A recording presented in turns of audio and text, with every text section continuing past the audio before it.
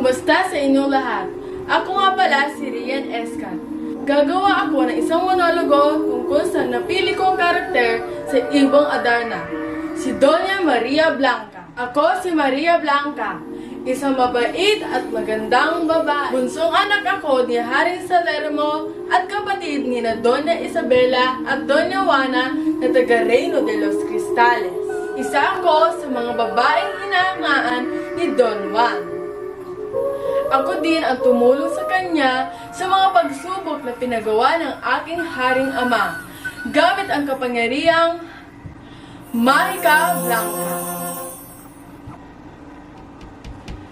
Sa maayos na kahariang Berbanya, suot ang magara na damit, doon ako nagpunta.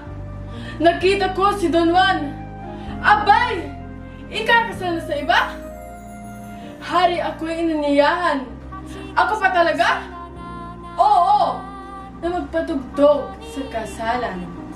Ginamit ko ang aking mahika kay Don Juan, aking sinta, para bumalik ang mga alaala. Mahika! Mahika! Mahika! Teka! Hindi ba rin niya ako naalala? Bakit ito nangyayari? Bakit kaya? Ako'y labis na aba. Tama. Tama! Dapat ko siyang ipaglaban. Naku! Lagot ka, Don Juan! Sumpa ay yun ang makalimutan! Dali-dali. Sa kalagitnaan ng kasalan. Kasinungalingan! Itigil ang kasal! Don Juan! Huwag kang hangal! Aking mahal!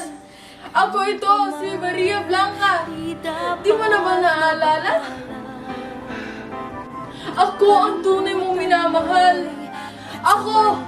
Oo, ako! Tignan mo ako, Don Juan! Sa akin ka magpakasal! Ang tigas ng iyong ulo! Liliwanagin ang iyong mundo. Hintayin mo lang. Ang napili ko ay si Maria Blanca dahil isa siyang babae na palaban sa anumang pagsubok ng kanyang kinakaharap. Ginawa din niya ang kanyang makakaya para maabot ang kanyang pangarap. Tinulungan din niya ang kanyang kapwa sa mga pagsubok na kailangan nilang gawin. Dito kami nagkakapareho. Hindi dapat tayo maghiganti sa iba dahil ito ay mali. Maaaring masaktan natin ang ating mga kapwa pasadyaman o hindi. Lahat naman pwedeng daanin sa usapan. Ibukas lang natin ang komunikasyon upang tayo magkaintindihan. Mahalin din natin ang ating mga mahal sa buhay, lalo na ang ating pamilya. Sila ang nag-aalaga, nagmamahal, at nagsasakripisyo para sa atin.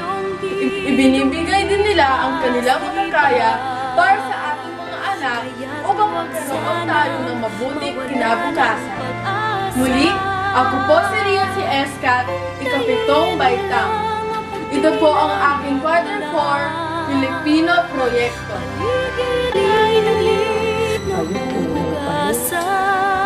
So ito talaga siya. Ayan siya. Pwede ka hanggang dito. Pwede ka hanggang dito, tsaka hanggang dito lang.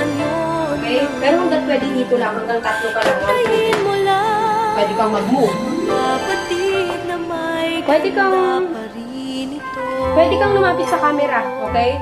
Kung may ano. No?